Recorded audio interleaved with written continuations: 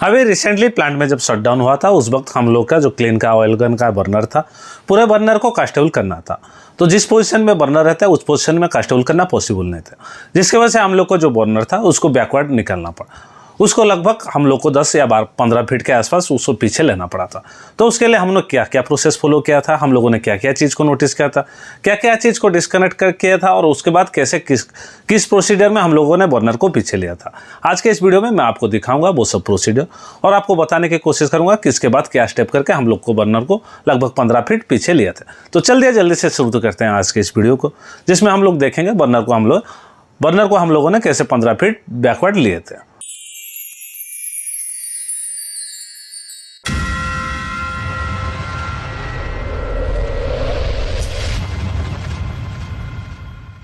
Burner को पीछे लेंगे। बर्नर को पीछे लेने से पहले हम लोग को क्या क्या चेक करना पड़ेगा।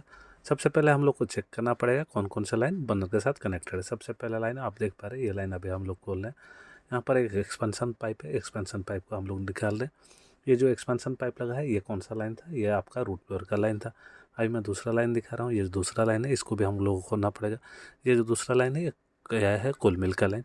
कोल मिल से जो भी कोल इंजेक्शन होता है इसी लाइन के थ्रू में कोल इंजेक्ट होता है। ये दोनों लाइन को हमको निकालना पड़ेगा। उसके बाद हमको अच्छे से चेक करना पड़ेगा और कहीं आपका कनेक्टेड हो रहा है बर्नर। अभी हम लोग का बर्नर कहीं दूसरी जगह कनेक्टेड नहीं है। अभी हम लोग देख पा रहे हैं आपका जो बर्नर है वो रेस्ट है ट्रॉली के ऊपर। ट्रॉली में 4 व्हील लगे रहते हैं। मैं एक साइड में दिखा रहा हूँ, अभी एक व्हील दिखाया हूँ, अभी ये दूसरा व्हील दिखा रहा हूँ। जो भी आपका ट्रॉली एरिया है, ट्रॉली एरिया को अच्छे से साफ़ करना पड़ेगा। ट्रॉली एरिया को अच्छे से साफ़ करेंगे और रेल को अच्छे से साफ़ करेंगे, क्योंकि हम लोग जब भी बर्नर को पीछे निकालेंगे तो ट्रॉली मूव करेगा। ट्रॉली मूव करने के लिए पीछे एरिया को अच्छे से साफ़ करना पड़ेगा।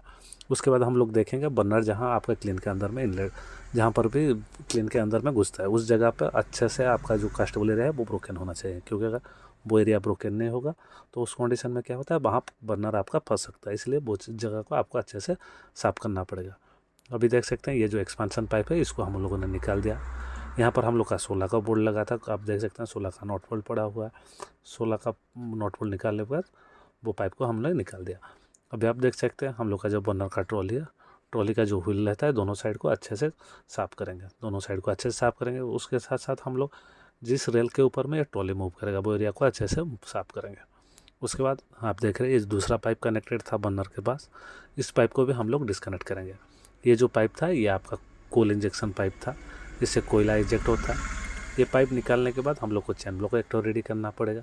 चैन ब्लॉक कहाँ हम लोग लगाएंगे, बर्नर का जहाँ पर भी आप फ्रंट साइड में कहीं भी हुक लगा है, फ्रंट साइड में कहीं भी आप हुक लगा सकते हैं। हुक के साथ आपको चैन ब्लॉक को कनेक्ट करना पड़ेगा। हम लोगों ने अभी 3 टन का चैन ब्लॉक यूज़ किया, चैन ब्लॉक यूज़ कर रहे हैं। आप अपने जो भी है आपके पास चैन ब्लॉक है वो चैन ब्लॉक को यूज़ कीजिए। 2 टन चैन ब्लॉक से भी आराम से हो जाना चाहिए। कहीं कोई दिक्कत होगा तो आप हेवी चैन ब्लॉक यूज़ कर सकते हैं, लेकिन 2 टन से भी आराम से हो जाना चाहिए। अभी हम लोगों ने चैन ब्लॉक रेडी कर दिया। अभी हम लोग जाएंगे दूसरे पाइप को खोलने के लिए। अभी देख सकते हैं हम लोग दूसरा पाइपलाइन को खोल रहे हैं, जिससे आपका कोल इंजेक्ट हुआ था। उसमें नॉट बोल्ट लगा, उसमें भी 16 का नॉट बोल्ट लगा था। उस पाइप का जो भी प्लान जहाँ पर कनेक्ट था उसका सब बोल्ट अभी नॉट बोल्ट हमने निकाल दिया।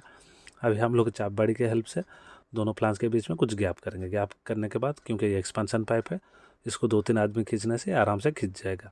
एक बार हम लोग पाइप को अच्छे से खींच लेंगे। खींचने के बाद कहीं पर भी लॉक कर देंगे। हम लोग ऐसे जगह में लॉक करेंगे जैसे आपका जब बर्नर मूव होगा तो वो पाइप के साथ वो बर्नर फाउल ना हो। सब चीज़ क्लियर हो गया। अभी ये पाइप निकल चुका है। यहाँ पर हम लोग का दूसरा पाइप लगा था, वो दूसरा पाइप भी निकल चुका है जो रूट ब्लोअर के साथ कनेक्टेड था। अभी चैन ब्लॉक में हम लोग लोड देंगे। अभी हम लोग चैन ब्लॉक में लोड दे रहे हैं। आप देख सकते हैं हम लोग का 3 टन का चैन ब्लॉक था, छोटा चैन ब्लॉक 3 टन का था। 3 टन चैन ब्लॉक लोड दे रहे हैं तो चैन अभी लोड में आ रहा है। एक बार चैन लोड में आ गया तो आप देखेंगे ट्रॉली का जो व्हील रहता है वो ट्रॉली का व्हील मूव करने लगेगा। आप ध्यान से देखेंगे, गौर से देखेंगे तो आप देख सकते हैं ट्रॉली का जो आपका व्हील है थोड़ा थोड़ा मूव कर रहा है। देखिए मैं जूम करके दिखा रहा हूँ, अभी देख सकते हैं ट्रॉली का व्हील मूव कर रहा है। जैसे जैसे हम लोग चैन ब्लॉक खींच रहे हैं इसी तरह से आपका ट्रॉली का जो आपका ट्रॉली है वो मूव कर रहा है। हो सकता है कभी किसी कंडीशन में आपका ट्रॉली फंस, चैन ब्लॉक खींचने से भी आपका ट्रॉली नहीं निकले। उस कंडीशन में एक बार अच्छे से फिर से चेक कीजिए आपका पाइप कहीं दूसरी जगह कनेक्टेड नहीं तो है, और कहीं बर्नर आपका जो टॉप पोर्शन में जहाँ पर भी कास्टेबल था उस जगह में कहीं तो नहीं घिस रहा है। अच्छे से चेक करेंगे। जहाँ भी आपका घिस सकता है जहाँ भी आपका फ्रिक्शन हो सकता है उस जगह को अच्छे से चेक करेंगे। अभी जैसे फिर हम लोग चैन ब्लॉक खींच रहे हैं, आप नोटिस करेंगे तो देखेंगे बर्नर निकल रहा है। इसी तरह से आप बर्नर को धीरे धीरे करके अपने बर्नर को निकाल सकते हैं। लेकिन ट्रॉली को खींचने से पहले आपको पहले से नोट कर देना चाहिए कि इस जगह पे आपका बर्नर था, उसका डायमेंशन सब नोट कर देना चाहिए। बर्नर का सेंटर का डिस्टेंस कितना था, आप कहीं से भी रेफरेंस लाइन लेके उससे भी आप लोग नोट कर दीजिए बर्नर का किस जगह पे किस पॉइंट पर था। क्योंकि जब आप फिर कास्टेबल होने के बाद बर्नर को फिर से घुसाएंगे तो उस कंडीशन में आपको जिस पोजीशन में था बर्नर को उसी पोजीशन में रखना पड़ेगा, क्योंकि पोजीशन उसका चेंज होगा तो आपके बर्नर का जो भी आपका बर्नर का काम रहता है उसमें आपका हो सकता है फ्लक्चुएशन हो, क्योंकि उसमें सेंटर आपका चेंज हो सकता है, बर्नर का लेंथ चेंज हो सकता है, जिसके वजह से बर्नर का जो भी ऑयल रहता है वो उसका जो फ्लो का डिस्टेंस रहता है वो तो या तो बढ़ सकता है या तो घट सकता है। इसकी वजह से आपका क्लीन का टेम्परेचर आपके हिसाब से सेट ना हो पाए, इसलिए अच्छे से आपको नोट कर देना चाहिए आपने कहाँ से बर्नर निकाला था, क्योंकि बाद में आप उसी जगह पर बर्नर को रोकेंगे। ऐसे ही अभी हम लोग चेन ब्लॉक से खींच रहे हैं, अच्छे से आपका चेन ब्लॉक को थोड़ा फोर्स देने से भी आपका बर्नर आराम से निकल रहा है। अगर कभी किसी कंडीशन में बर्नर ना निकल पाए, आपका व्हील ना घूमे, तो आप पाइप बाड़ी का भी यूज कर सकते हैं। पाइप बाड़ी को मूव कर पाइप बाड़ी से आप जो आपका ट्रॉली रहता है बर्नर का ट्रॉली उसमें लगा कर ट्रॉली में पाइप बाड़ी लगा के ट्रॉली को भी मूव कर सकते हैं, लेकिन हम लोग का बर्नर से आराम से हो जा रहा है। इसी तरह से हम लोग चेन ब्लॉक को यूज़ करके आपका बर्नर को पीछे ले आए। एक बार हम लोग बर्नर को पीछे ले आएंगे तो उसके बाद हम लोग फाइनल देखेंगे आपका बर्नर का जो फ्रंट साइड में कास्टेबल रहता है उस साइड में थोड़ा वेट ज़्यादा रहता है। नॉर्मल कंडीशन में उस साइड में भी आपका बर्नर डाउन नहीं होना चाहिए, फिर भी सेफ्टी के लिए हम लोग बर्नर के नीचे कहीं एक जगह में लॉक कर देंगे। आप जैसे देख सकते हैं इस जगह में हम लोग एक चैनल को यूज़ करके बर्नर को लॉक कर देंगे, जिसकी वजह से कभी भी आपका बर्नर जो कास्टेबल साइड रहता है वेट साइड रहता है उस साइड में डाउन ना हो पाए। तो इस तरह से हम लोगों ने बर्नर को पीछे लिया और आप लोगों ने देखा कैसे हम लोगों ने इसको लॉक किया।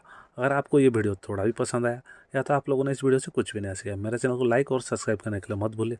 इसके साथ साथ ऐसे ही बहुत सारे वीडियो आगे भी देखने के लिए मेरे चैनल को सब्सक्राइब जरूर कीजिए।